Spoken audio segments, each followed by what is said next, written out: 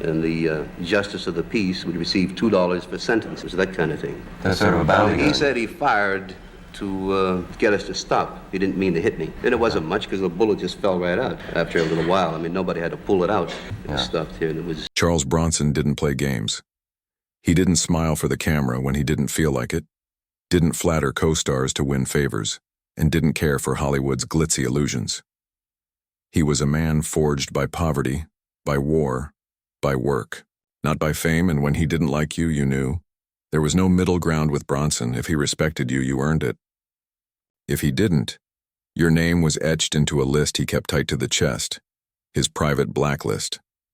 In this video, we uncover the 7 actors Charles Bronson reportedly couldn't stand.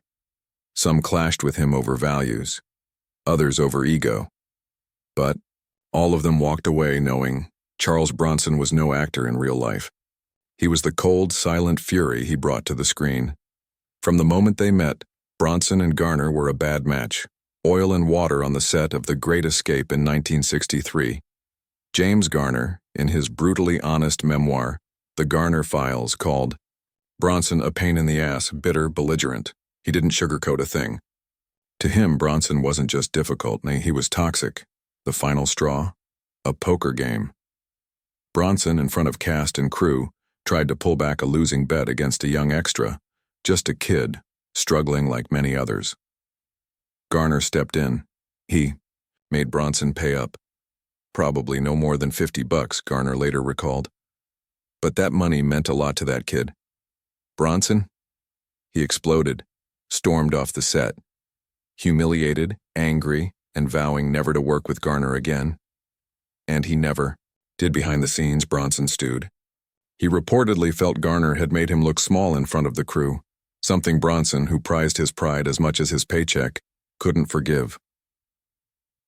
Years later, fate brought the 2 men face to face again, this time at a restaurant. Garner and his wife ran into Bronson in Jill, Ireland. The encounter was civil. They even had dinner. But the coldness never thawed. I think Charlie held a grudge, Garner admitted. I know I did. No public reconciliation ever came. Just 2 legends of the screen, locked in an unspoken feud until the end. Bronson was a man of discipline. Lee Marvin? Chaos in a bottle. On the set of The Dirty Dozen, 1967, their clash was inevitable. Marvin, known for his heavy drinking and wild offset behavior, treated the production like a party. Bronson didn't laugh. He watched, quietly, as Marvin stumbled through lines, slowed down filming, and wasted everyone's time. And then, Bronson snapped. You're not the only tough guy here, Lee, he growled one day. You waste everyone's time when you can't stand up straight. Those who were there say you could have cut the tension with a knife. Bronson's stare wasn't for show. It was a warning. And Marvin knew it. Marvin later tried to play it off, calling Bronson intense and humorless. I thought movies should be fun, he said. He thought they were a battlefield. Bronson, in turn, never let go of his disgust. He didn't see a fun-loving rebel in Marvin. He saw a phony, a man who pretended to be tough but cracked under the weight of real discipline. When they reunited on Death Hunt, 1981, the air between them was ice. They delivered their lines like pros, but when the cameras stopped, they stayed miles apart. Marvin died in 1987. Bronson didn't offer tributes, didn't tell stories, didn't pretend, just silence. The feud had never ended. And Bronson wouldn't fake closure. To Bronson, discipline was everything: silence, work, and results. To James Coburn, Hollywood was a playground: charm, parties, and connections. They first shared the screen in The Magnificent Seven, 1960, and on the surface, the contrast between them worked. Coburn was all grins and swagger. Bronson all tension and restraint. But off camera, the admiration was one-sided. Coburn once joked that Bronson was the quietest man alive, maybe because he had nothing to say. Bronson didn't laugh. I don't talk much, he replied, because I don't like wasting words. To Bronson, Coburn represented everything wrong with Hollywood's tough guy image: style over substance, swagger without scars. Behind the scenes, Coburn thrived on relationships, dinners, glad-handing, producers. Bronson found it revolting.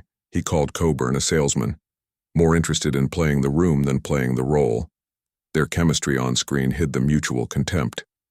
Bronson respected hard workers. Coburn, in his eyes, wasn't one. Years later, their paths would cross again, but the frost never melted. They never collaborated meaningfully again. Coburn may have been liked by many, but he was never welcomed into Bronson's inner circle.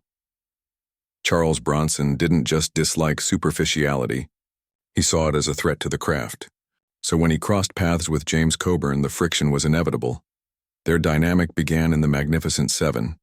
Coburn, tall and smooth-talking with Hollywood polish. Bronson, tight-lipped and carved from stone. But it was during Hard Times, 1975, that their quiet rivalry caught fire. Bronson was the lead, a bare-knuckle fighter in Depression-era New Orleans. Coburn played his fast-talking promoter, a secondary role on paper, but Coburn didn't see himself that way. According to crew accounts, he bristled at Bronson's dominance on set and privately grumbled that his own talents were being wasted. Tension bled into the scenes. Bronson delivered his lines sharp and controlled. Coburn stretched his with flair and charm. Critics called it chemistry. Insiders called it combat. One moment became infamous. Coburn teased Bronson about his famously stone-faced delivery. "Lighten up, Charlie, it's a movie, not a funeral." Bronson's reply was pure frost. "Some of us are here to act. Some are here to act up." That line cut deep, and it never healed. Coburn laughed it off in interviews, saying, "Charlie was intense. Me, I like to have fun with it." But behind that smile was resentment. Resentment at being overshadowed, at being second man in films he thought he should have led. Bronson never softened. Privately, he dismissed Coburn as too polished, too connected, the kind of actor who knew the right people but not the real work. To Bronson, Coburn symbolized everything wrong with Hollywood: charm over craft, presentation over presence. Not really. They worked together again, posed for the cameras, but the silence between them never broke. When Coburn died in 2002, a year before Bronson, there were no tributes, no warm memories. Just silence. For Bronson, Coburn wasn't a true enemy, but he was never a friend either. Just a man on the other side of the table. A rival in an arena Bronson refused to glamorize. And in the end, that silence said it all. If Charles Bronson despised anything, it was false toughness dressed up as tradition. He came from coal dust, hard labor, and silence. His grit wasn't a costume. It was his skin. Acting for Bronson was raw truth, not myth-making. John Wayne? He was the myth, the Duke, Hollywood's cowboy king, the man who turned the Western into a national religion. But to Bronson, Wayne was the embodiment of everything he hated about old Hollywood: privilege, power, and politics. They never shared a film, but they didn't need to. The feud lived in interviews, in side comments, in the unspoken clash of philosophies. Bronson once summed it up like this: "He was playing cowboys while I was shoveling coal." That line said everything about class, pride, and resentment. For Bronson, Wayne didn't represent authenticity. He represented the machine. Wayne, for his part, wasn't subtle either. He often dismissed the new generation of tough guy actors, men like Bronson and Clint Eastwood, as brooding pretenders. "Standing around and squinting isn't acting," he scoffed. "It's just being ornery." But it ran deeper than style. It was political. Wayne was famously conservative, patriotic to a fault, and steeped in the ideals of the American myth. Bronson, the son of Lithuanian immigrants, saw those values as posturing, elitist, disconnected from the working class he came from. When their paths crossed at industry events, the tension was thick. Wayne's booming voice filled the room. Bronson stood in the corner, jaw tight. Observers said he looked ready to walk out when Wayne launched into his patriotic monologues. Bronson's verdict? He was the myth. I was the man. And that was it. No blowout, no fist fight, just a cold war of ideology. Wayne died in 1979. Bronson offered no public words, and when Bronson passed in 2003, the silence between them remained. Legendary. Charles. Bronson earned his place in Hollywood through silence, strength, and scars. Steve McQueen, on the other hand, made his name by stealing the spotlight. They first clashed in The Magnificent Seven. The set was already filled with big personalities: Yul Brynner, James Coburn, Robert Vaughn. But McQueen stood out for one reason: he wanted the attention. Tilting his hat, fiddling with props, shifting the frame, all tricks to pull focus. The rivalry intensified during The Great Escape. McQueen demanded rewrites. He wanted more screen time, more hero moments. Bronson, playing Danny the Tunnel King, stayed silent and did the work.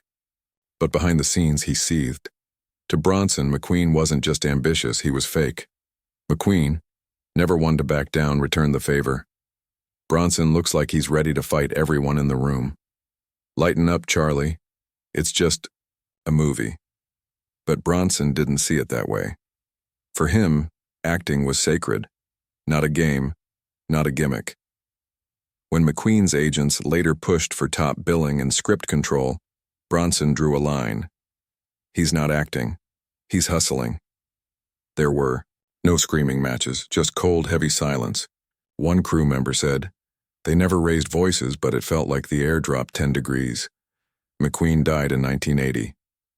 Bronson didn't comment, and when asked about McQueen years later, Bronson said, "He wanted to be the star. I just wanted to work." That was the truth of it. McQueen was Hollywood's sparkle. Bronson was its shadow.